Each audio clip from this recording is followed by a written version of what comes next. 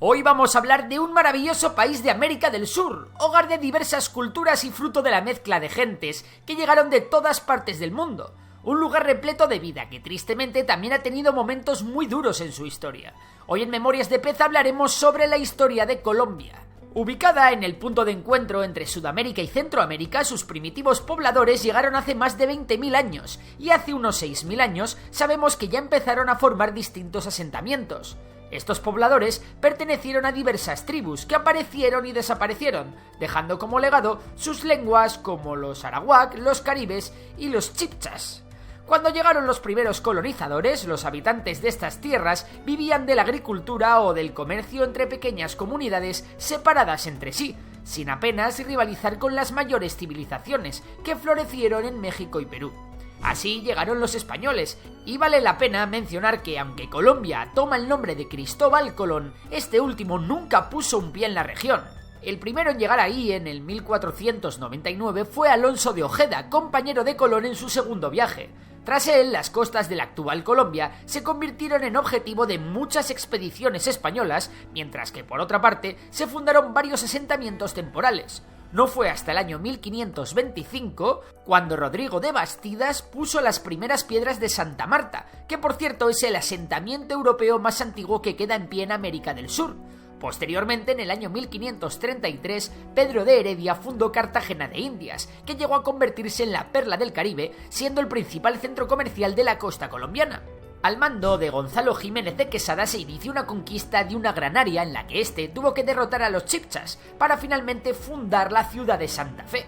En ese momento existía por la zona un pueblo conocido como los muiscas, y por aquel entonces se dividían en dos clanes y rivales, uno gobernado por Zipa desde Bacatá, actual Bogotá, y otro por Zaque, en la actual Tunja. La rivalidad de estos clanes fue la clave absoluta para la conquista de Jiménez de Quesada, quien se aprovechó de la debilidad de ambos. Finalmente, en el 1564, la corona española creó una nueva autoridad, la Real Audiencia del Nuevo Reino de Granada, que aunque no era un virreinato, tenía tanto poderes militares como civiles y bastante autonomía. En esa época, el Nuevo Reino de Granada incluía las actuales Panamá, Venezuela y casi toda Colombia. La población del Nuevo Reino de Granada, que estaba formada por comunidades nativas y colonizadores españoles, se diversificó con la llegada de esclavos africanos a Cartagena, traídos por los colonos y que servirían como mano de obra.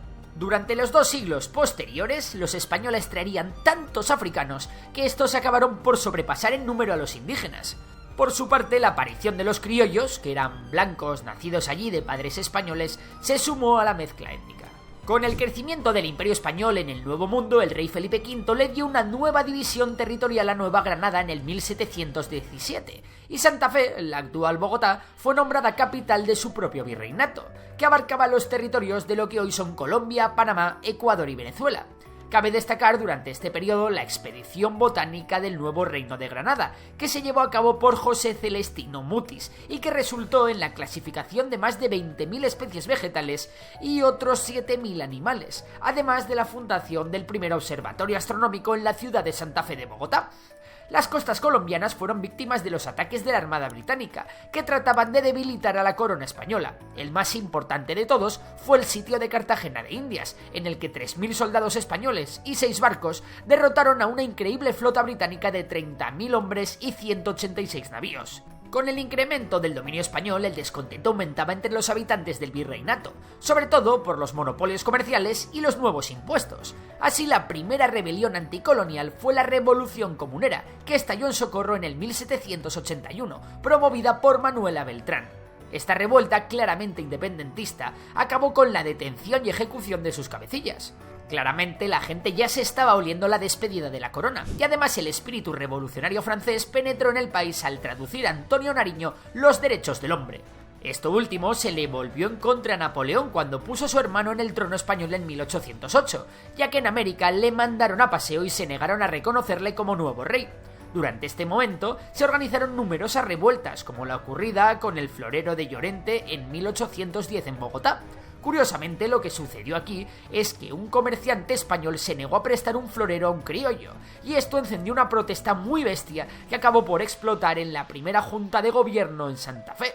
En diciembre del mismo año tuvo lugar en Bogotá el primer Congreso Independiente, terminado con la división entre los centralistas, liderados por Antonio Nariño, que apoyaban un gobierno más centralizado y fuerte, y los federalistas, liderados por Camilo Torres, que planteaban un modelo descentralizado.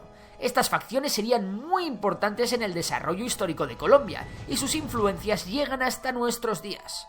En 1812 apareció en escena el mitiquísimo Simón Bolívar, llamado a ser el libertador y el héroe de la lucha por la independencia. Tras una serie de victorias consecutivas, Bolívar se retiró a Jamaica momentáneamente para volver más fuerte, con un ejército que marchó sobre los Andes para evitar a las fuerzas españolas en Caracas. La batalla decisiva tuvo lugar en Boyacá, el 7 de agosto de 1819. 3 días más tarde, Bolívar llegó triunfal a Bogotá, después de haber liberado a Colombia del dominio español. Con Colombia independizada, en 1819 se celebra el Congreso Revolucionario en Angostura, en el cual, eufóricos por el triunfo, los delegados proclamaron un nuevo estado, la Gran Colombia, que unía Venezuela, Colombia, Panamá y Ecuador.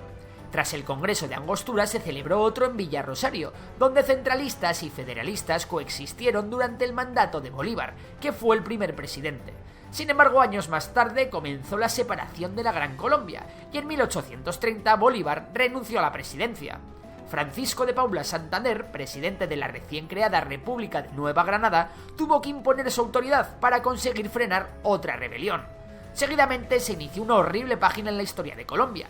En 1849, con la fundación de dos partidos políticos, uno conservador de tendencia centralista y otro liberal de inclinación federalista, el país se dividió en dos bloques irreconciliables, y la inmensa rivalidad entre ambos tuvo como consecuencia una serie de conflictos en los que durante todo el siglo XIX Colombia sufrió hasta 8 guerras civiles. Al menos, eso sí, en 1851 la esclavitud había sido abolida definitivamente en el país.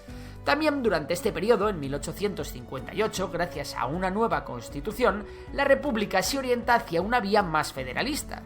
Así, en 1863, la anteriormente llamada Confederación Granadina pasó a llamarse los Estados Unidos de Colombia. Anda que no les gustaba cambiarse el nombre. Pero bueno, vayamos al caos. En 1899, una revuelta liberal desembocó en la ruinosa y sangrienta Guerra de los Mil Días, como no, entre realistas y conservadores, que concluyó con la victoria de los conservadores y se llevó por delante la vida de entre 50.000 y 100.000 personas.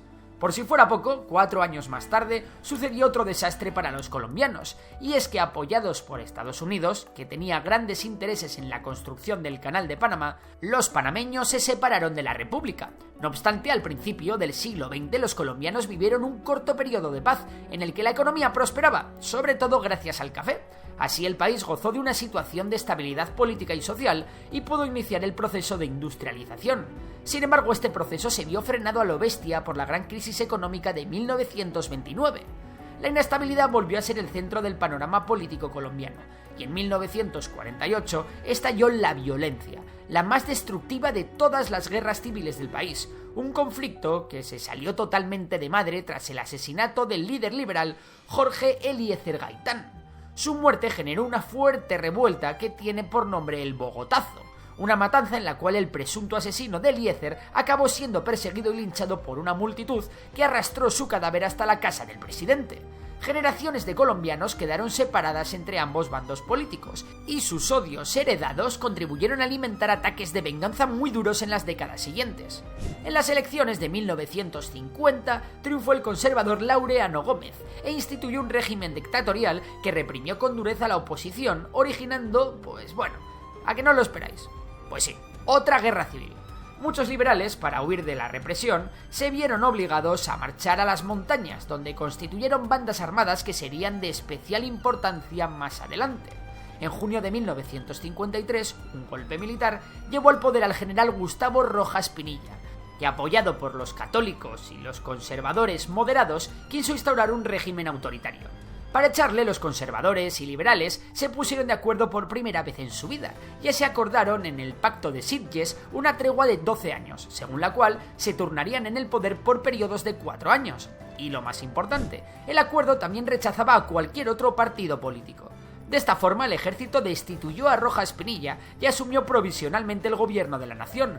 mientras la guerrilla colombiana iba a convertirse en el nuevo problema del país y los partidos políticos de este sistema turnista se pasarían la patata caliente los unos a los otros. Y es que aunque el denominado Frente Nacional contribuyó a aliviar las tensiones entre conservadores y liberales, surgieron nuevos conflictos entre terratenientes y campesinos e indígenas. Sumado a esto, la inspiración de la Revolución Cubana y los nuevos movimientos sociales en la década de los 60 llevaron a la creación de nuevos grupos guerrilleros como las Fuerzas Armadas Revolucionarias de Colombia, más conocidas como las FARC, y el Ejército de Liberación Nacional, más conocido como el ELN o el M-19. Así las FARC y el resto de guerrillas siguieron creciendo en las siguientes décadas. Eso sí, para combatir a la guerrilla también surgieron otros grupos paramilitares financiados por terratenientes, empresarios e incluso capos de la droga. Poco a poco el paisaje político guerrillero perdió parte de su cariz político y se inclinó cada vez más hacia el narcotráfico y los secuestros. Y como no, nuevos grupos paramilitares pasaron a dar su apoyo a los cárteles persiguiendo a las guerrillas. La prueba más fehaciente de cómo las mafias llegaron a influir en la política nacional fue el triunfo electoral del líder del cártel de Medellín, Pablo Escobar, quien se llevó un escaño en el Senado en las elecciones de 1982. En abril de 1984, el ministro Lara Bonilla fue asesinado por denunciar la situación política de Escobar, lo que llevó a que el presidente Betancourt aprobara la ley de extradición y diera inicio a la guerra contra los narcos, muy impulsada en su momento por Estados Unidos.